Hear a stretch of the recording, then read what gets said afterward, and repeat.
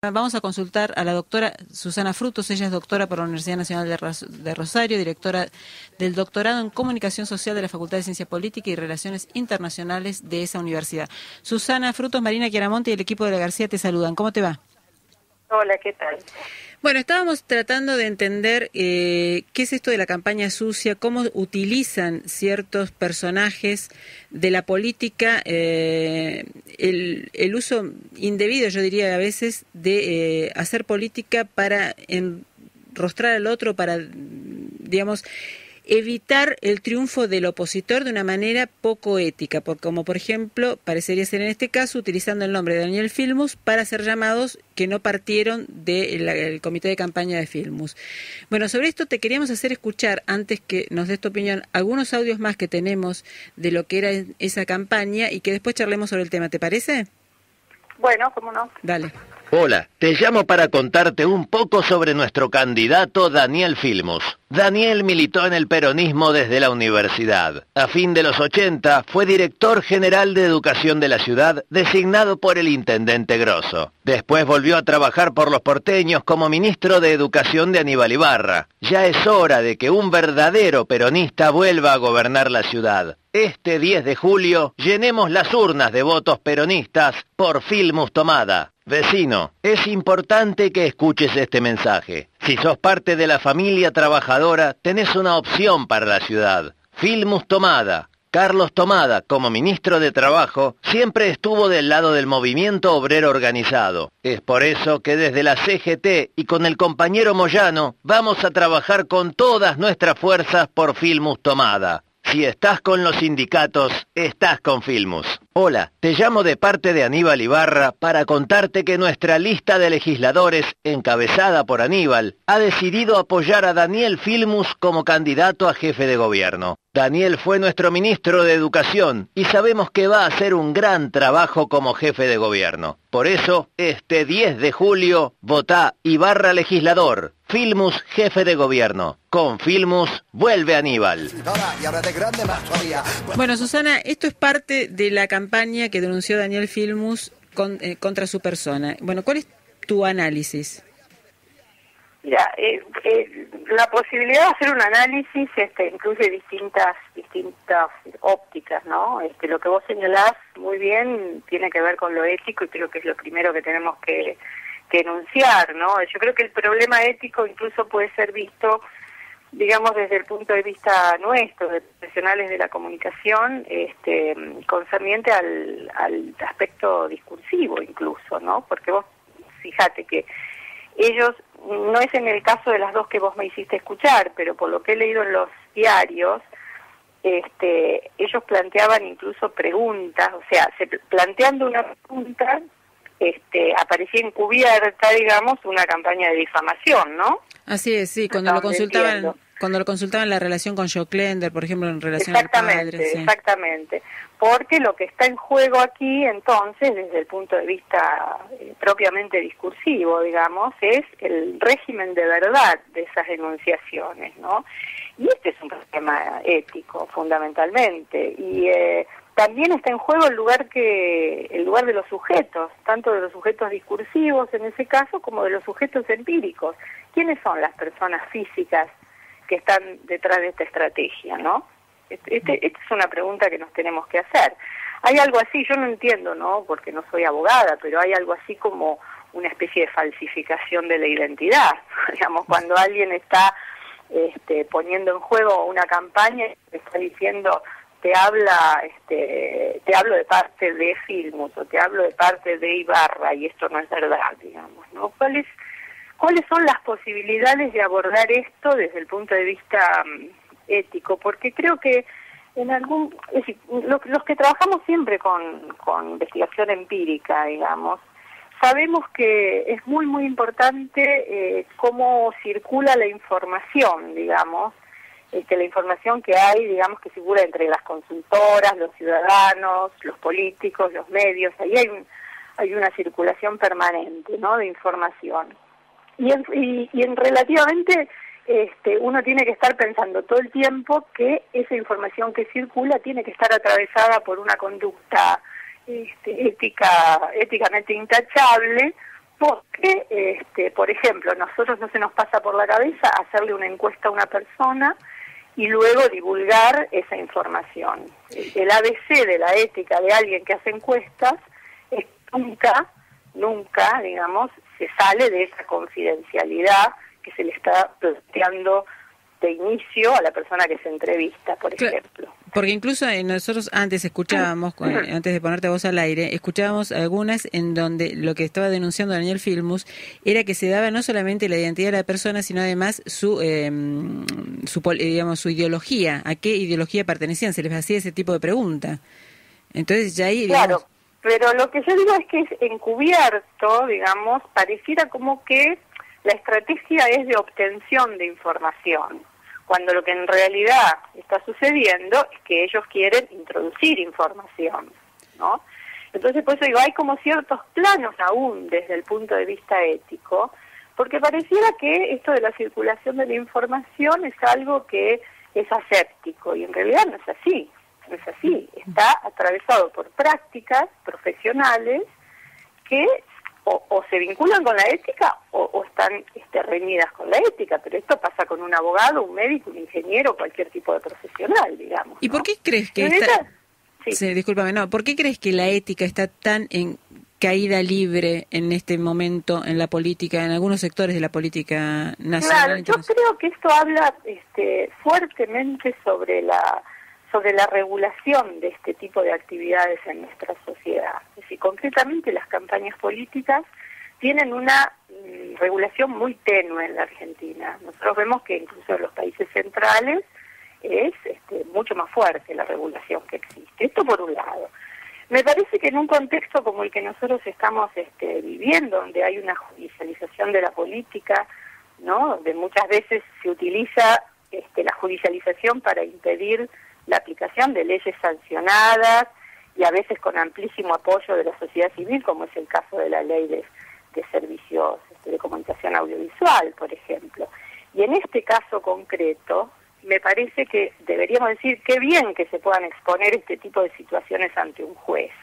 Acá yo diría que es el caso inverso, es decir, qué bien que Filmus haya podido, digamos, llevar esto a la justicia, ¿no? Porque si no, estamos hablando de una gran impunidad. Si todo esto nos hace pensar, a mí me parece, en cuál es el lugar que ocupa la norma en nuestra sociedad, ¿no? Claro, justamente yo estaba...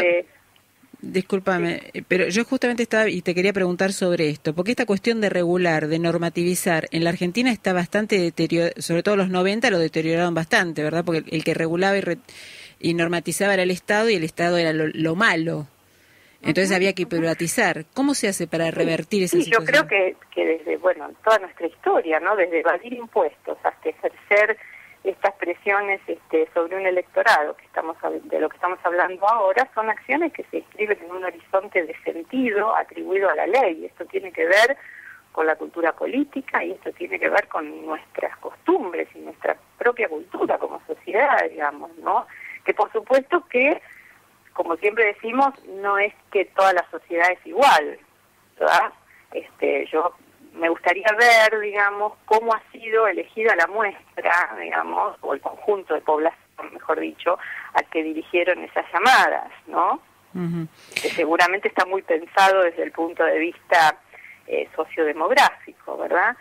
Pero, por otro lado, es decir, lo que nosotros sabemos en nuestra historia es que podemos estar pensando, no sé, en los gobiernos de facto, los crímenes de lesa humanidad, para ver que todos los días tenemos que seguir peleando por esta causa, que para mí no es otra que la causa que es una cara más, digamos, de la causa por los derechos en cualquier sociedad que nosotros pensemos que tiene que ser mejor, y para ser mejores hay que trabajar en esta especie de autoconciencia, digamos, sobre todas estas cuestiones, ¿no? Me parece que esto es básico. Digamos, pero lo que me parece también que está en juego acá y que sobre esto tenemos permanentemente la obligación, digamos, el periodismo, los que somos especialistas en comunicación, etcétera, tenemos la obligación, me parece, de poner, digamos, sobre el tapete esta compleja relación entre poder político, poder de los medios, poder de los sondeos, ¿no? El lugar que ocupan las encuestas, ese trípode del que ya muchos autores han hablado, ¿no? Y que se ha estudiado tanto, digamos, en la comunicación política.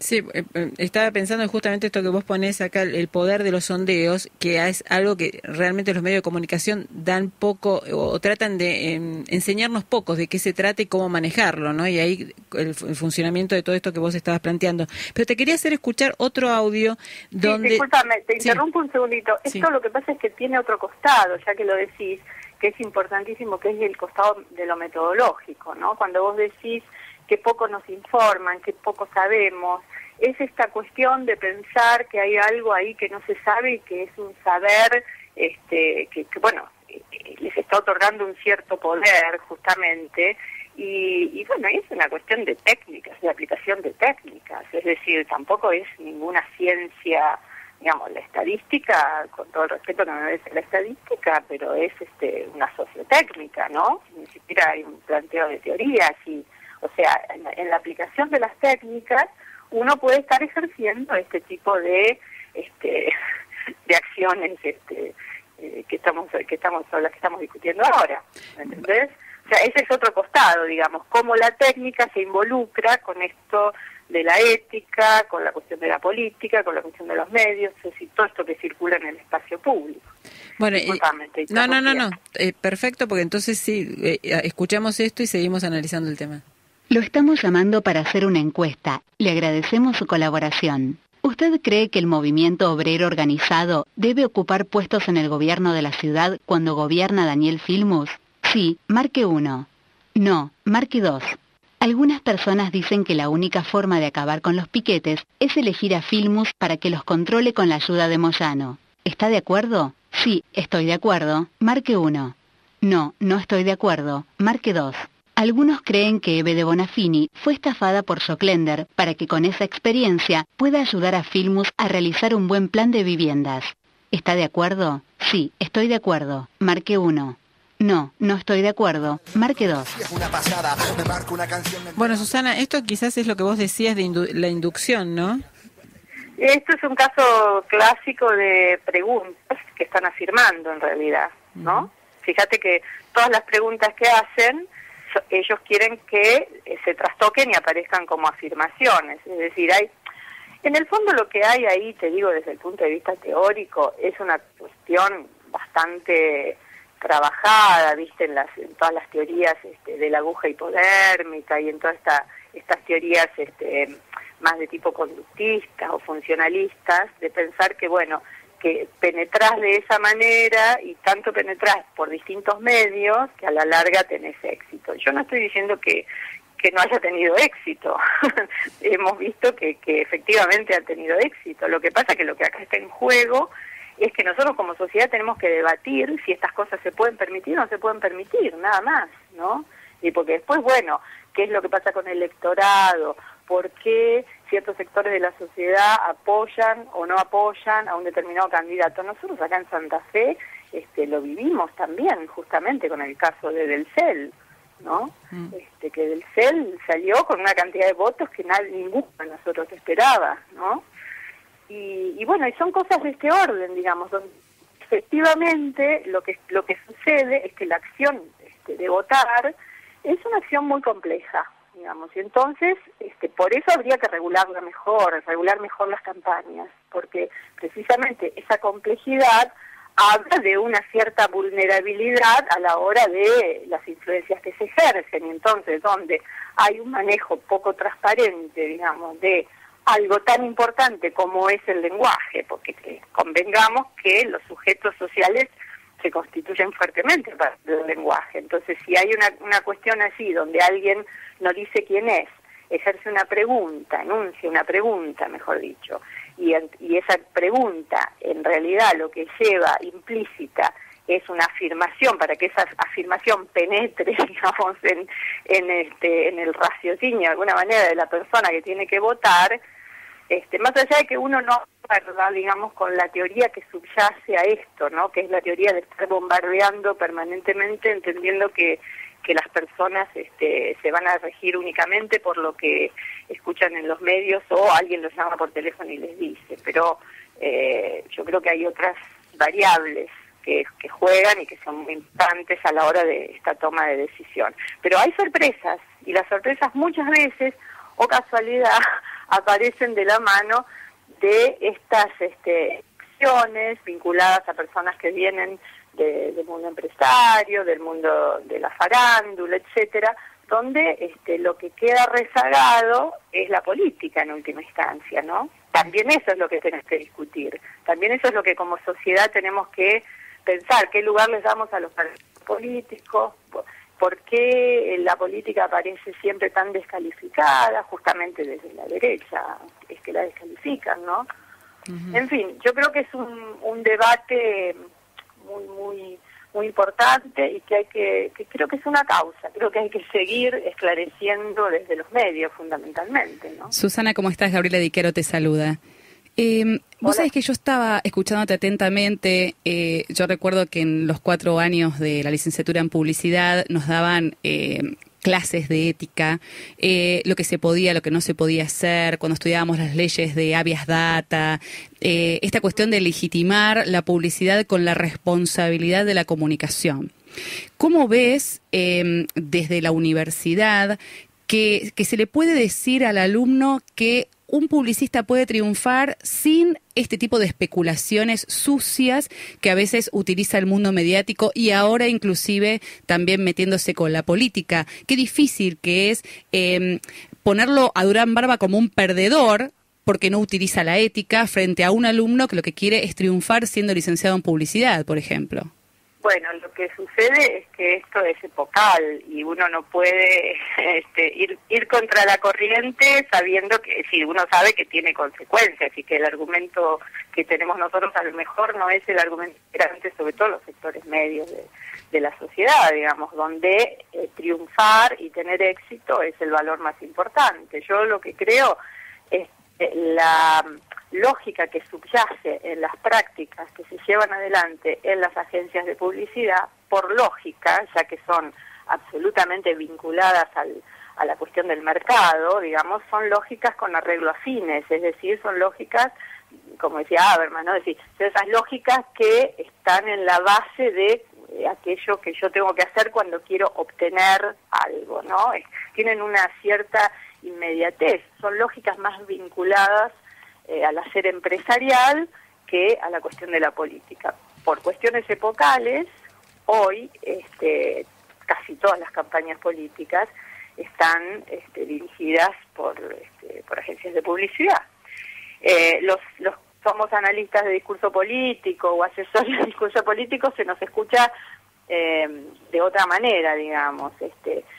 Yo no digo que no haya que hacer encuestas, o sea, yo hago encuestas y hago mucho trabajo cualitativo, obviamente, pero no lo hago para decir, lo que sale en las encuestas es lo que el político tiene que decir para ganar la elección, porque ahí está de nuevo cierta ética y hasta, si querés, cierta posibilidad de mayor eficacia en términos más teóricos de cómo se concibe el ejercicio de lo político, ¿no? Donde no me parece, acá estaría la ética del político también, ¿no? No me parece que el político tenga solamente que tirarse por las encuestas para enunciar qué es lo que va a hacer, ¿no? Me parece que bueno, ya sabemos, el político ojalá se muestre, digamos, en su concepción, enteramente en su concepción de la sociedad. Susana. Por eso digo, y del otro lado hay una sociedad que no quiere a lo mejor estar escuchando pálidas, como que lo que quieren es el éxito, y lo quieren a Del Cel bailando en un escenario. Y bueno, tenemos los que pensamos diferente, los que pensamos que la política está para otra cosa, tenemos que dar una pelea, una lucha, otro frente de lucha. ¿Qué te puedo decir? Esto es la superador. Vida en el orden de lo público, es así, ¿no? Susana, y quiero por último compartir contigo lo que decía Durán Barba sobre la campaña sucia. Indignación de gente que hace eso. Yo no creo en las campañas sucias, nunca las hago. No creo yo que una forma de hacer política es filmar subrepticiamente a la gente de las cosas. Respeto completamente la vida privada de las personas. En ninguna de las decenas de campañas que he hecho en América Latina he utilizado una cosa así. Entonces me indigna que alguien haga eso. hay que tener límites éticos de las campañas. Quien haya sido debe ser castigado. Bueno, no sé, algo más para... Sí, afortunadamente tengo otra concepción de la ética que no es la ética, él te das cuenta que lo vincula con lo individual, dice, tengo un respeto por la vida personal, la vida individual de las personas, no sé cómo dice. Sí. Para mí, acá lo que está en juego es qué está pasando con esos sujetos sociales constituidos desde esa artimaña enunciativa, si querés. Esta es la responsabilidad ética, que vos estás largando a una llamada telefónica masiva, digamos, estás ocultando el verdadero, digamos, sujeto empírico que está detrás de esta estrategia. Estás falsificando de alguna manera esa identidad, con toda una estrategia de pegar, digamos, a Filmus, primero a Moyano y después a Ibarra, por razones que ellos habrán evaluado en sus encuestas, que lo querían hacer de esta manera, digamos, pero mintiendo, o sea, como te decía, lo que está en juego es el régimen de verdad, ¿no? Y a mí me parece que acá, digamos, es muy importante esto también, tener en cuenta que de lo que se trata es de sujetos políticos en este caso, son sujetos políticos, no son sujetos individuales. No es la persona que está en su casa haciendo las tareas de la casa y le suena el teléfono y escucha, y esto se resume, digamos, al ámbito de lo privado, como dirían los griegos, ¿no? Del orden solamente privado. No, esto tiene que ver con la polis, esto tiene que ver precisamente con el sujeto político, porque acá lo que está en juego es de qué modo después esto se va a plasmar en una elección que es un ejercicio, es uno de los ejercicios de la democracia. Bueno, Susana, realmente te agradecemos muchísimo este intento de ayudar a esclarecernos no, por favor. Estos temas, y vamos a seguir convocándote acá en La García por Radio Cooperativa, y bueno, muchas gracias, hasta pronto. Muy bien, hasta luego.